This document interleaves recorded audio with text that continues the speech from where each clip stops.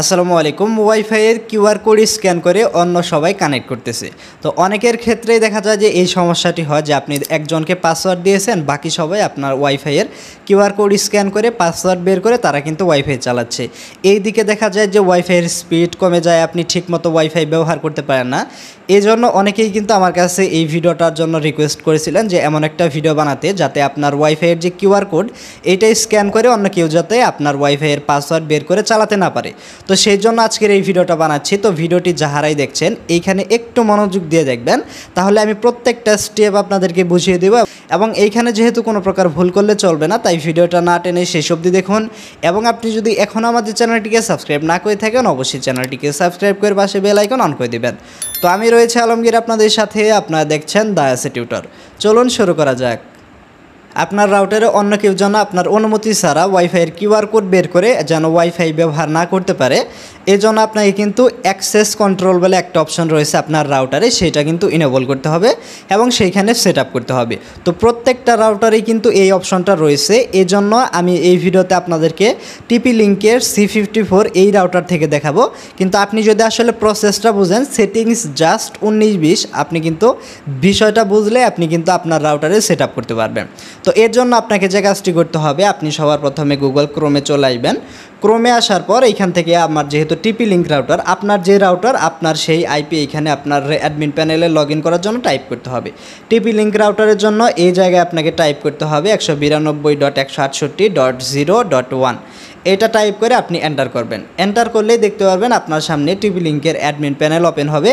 এই জায়গায় আপনার রাউটারের অ্যাডমিন প্যানেলের পাসওয়ার্ডটা দিয়ে দিতে হবে। তো আপনি যে কাজটি করবেন, এই জায়গায় আপনার অ্যাডমিন প্যানেলের পাসওয়ার্ড দিয়ে লগ ইন করবেন। তো আপনি আপনার রাউটারের অ্যাডমিন প্যানেলের পাসওয়ার্ড দিয়ে আপনি লগ ইন করলে আপনার সামনে দেখতে পারবেন এরকম একটা ইন্টারফেস শো করবে। এই জায়গায় আপনাকে যে কাজটি করতে হবে, জাস্ট আপনি যে এইখান থেকে 3 ডট মেনু রয়েছে, আপনি এইখান থেকে 3 ডটে ক্লিক করবেন। 3 ডটে ক্লিক করার পর আপনাকে যে কাজটি করতে হবে, এখান থেকে অনেকগুলো অপশন পাবেন, কিন্তু এইখান থেকে আপনি চলে আসবেন অ্যাডভান্স অপশনে। অ্যাডভান্স অপশনে ক্লিক করার পর আপনাকে এইখান থেকে দেখতে পাচ্ছেন সিকিউরিটি বলে একটা অপশন রয়েছে, সিকিউরিটি অপশনে ক্লিক করতে হবে। সিকিউরিটিতে ক্লিক করলে আপনি পেয়ে যাবেন অ্যাক্সেস কন্ট্রোল। এই অপশনটা থেকেই কিন্তু কিউআর কোড বের করে অন্য কেউ যেত আপনার ওয়াইফাই ব্যবহার না করতে পারে, অপশনটি সেট আপ করতে হয়। তো প্রত্যেকটা রাউটারেই কিন্তু এই যে অ্যাক্সেস কন্ট্রোল আপনারা পেয়ে যাবেন, বা অনেক রাউটারে ম্যাক ফিল্টারিং থাকে। তো আপনি সেইখান থেকে কিন্তু কাজটি করতে পারবেন, জাস্ট আপনি প্রসেসটা বুঝে নিন। তো আমরা যে কাজটি করব, অ্যাক্সেস কন্ট্রোলের ভিতরে চলে আসবো। আসার পর দেখতে পাচ্ছেন আমাদের এইখান থেকে অ্যাক্সেস কন্ট্রোলটা কিন্তু বন্ধ রয়েছে। আমাদেরকে যে কাজটি করতে হবে, অ্যাক্সেস কন্ট্রোলটা সবার প্রথমে আমরা এইখান থেকে ইনেবল করে দিব। দেখেন এইখান থেকে কিন্তু অ্যাক্সেস মোড দুইটা রয়েছে, একটা হচ্ছে ব্ল্যাক লিস্ট, অর্থাৎ এইখান থেকে যদি এইটা সিলেক্ট করা থাকে, আপনি নিচে যে যে ডিভাইস অ্যাড করবেন তারা ব্ল্যাক লিস্টেড হয়ে যাবে।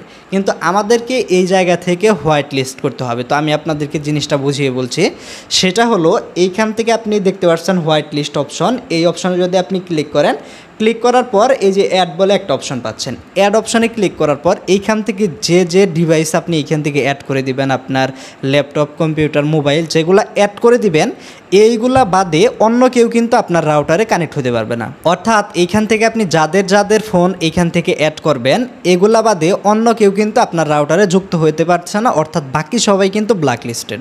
আপনি যদি আবার অন্য কাউকে কানেক্ট করে দেন, সেই ক্ষেত্রে জাস্ট অপশনটা বন্ধ করে তার ডিভাইসটা অ্যাড করে দিলেই কিন্তু হবে। তো আমরা এখান থেকে যে কাজটি করব, এখান থেকে যে যে ডিভাইস আপনার অ্যাড করা প্রয়োজন, সেই ফোন এইখান থেকে আপনি একটা একটা করে ক্লিক করবেন এবং এইখান থেকে অ্যাড করবেন। তো এবং এইখান থেকে উপরে সেভ অপশন রয়েছে, আপনি এইখান থেকে জাস্ট সেভ অপশনে ক্লিক করে দিবেন। সেভ অপশনে ক্লিক করে দিলেই এই যে যে ডিভাইস আপনি এইখান থেকে অ্যাড করলেন, এই ডিভাইস বাদে অন্য কোনো ফোন থেকে কিন্তু আপনার ওয়াইফাই কানেক্ট করতে পারবে না এবং আপনার ওয়াইফাইটা কিন্তু ব্যবহার করতে পারবে না।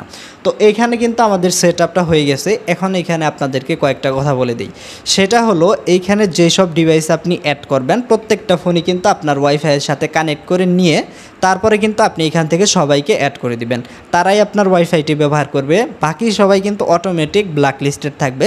ওয়াইফাইয়ের পাসওয়ার্ড বা কিউআর কোড কোনোভাবেই কিন্তু কানেক্ট হবে না, জাস্ট যেগুলো অ্যাড করে নিয়েছেন এগুলাই শুধুমাত্র ওয়াইফাই কানেক্ট হবে।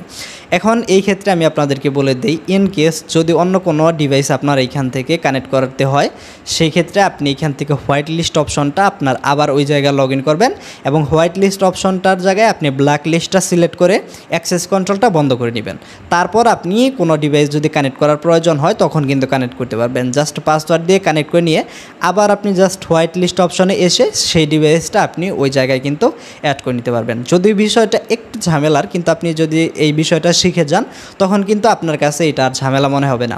এবং এইখানে একটা কথা বলে দেই, আপনি কিন্তু সবাইকে আপনার ওয়াইফাইয়ে কানেক্ট করিয়ে নিয়ে যাদের আসলে কানেক্ট করাতে চান তাদেরকে ওয়াইফাইয়ে কানেক্ট করিয়ে সেই সকল ফোন কিন্তু হোয়াইট লিস্টে অ্যাড করিয়ে নেবেন, তাহলে কিন্তু আপনার এই ঝামেলাটা আর হবে না। তো আশা করি আপনার প্রসেসটা বুঝতে পেরেছেন। তো আজকের ভিডিওটা এই পর্যন্তই, এবং আমি যেইভাবে দেখাইছি আপনার যদি কোনো প্রশ্ন থাকে অবশ্যই কমেন্ট করতে পারেন। তো সকলেই ভালো থাকুন, আল্লাহ হাফিজ।